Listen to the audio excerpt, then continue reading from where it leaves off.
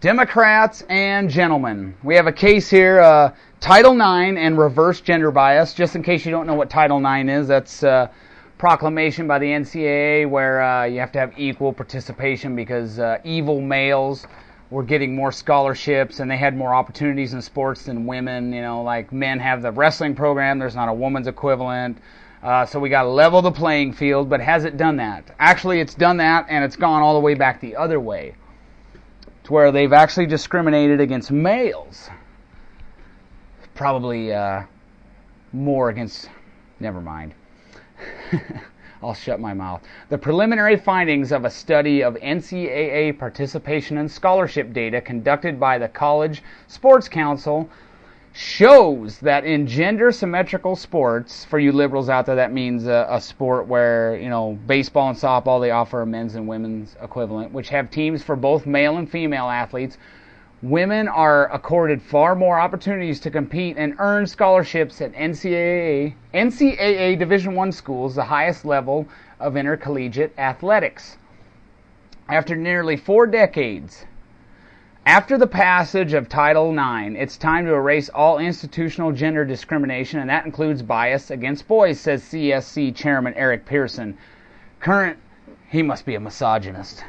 Current NCAA policies cultivate the disparity between male and female scholarship opportunities. In sports where there are symmetric teams, the scholarship limits should be the same. The CSC calls on the NCAA to equalize scholarship limits in all sports which have teams for both male and female athletes.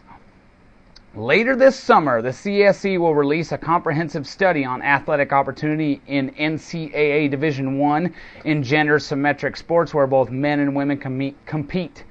Preliminary findings of this study include, pay attention to this, at the NCAA Division I level there are far more women's teams, 2,653 to be exact, than men's teams, 2,097, denying thousands of male athletes the opportunity to compete. Overall, in gender-symmetric sports, there are far more scholarships available for women, a whopping 32,656 than for men, which is only 20,206. Again, that's 32,656 for women, 20,206 for men. By far the most difficult athletic scholarship to obtain at the Division I level is in men's volleyball, where there are 489 high school athletes for every full NCAA scholarship. And it shouldn't be that way because that's gender symmetric. They have women's and men's. And there's not every high school has a men's volleyball team. A lot of them don't.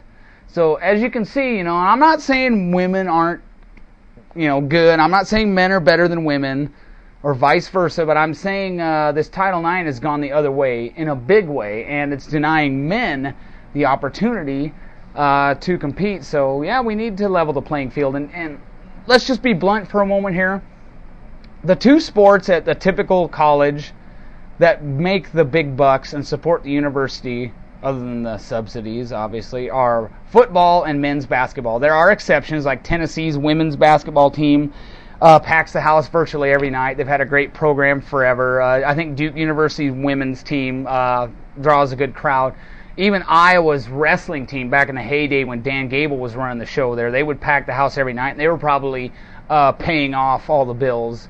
But typically, it's football and men's basketball, and this Title IX has gone the other way to where men are being discriminated against, and I think that, personally, that should be changed. I think that's a travesty. You can look at the data for yourself. It's obvious.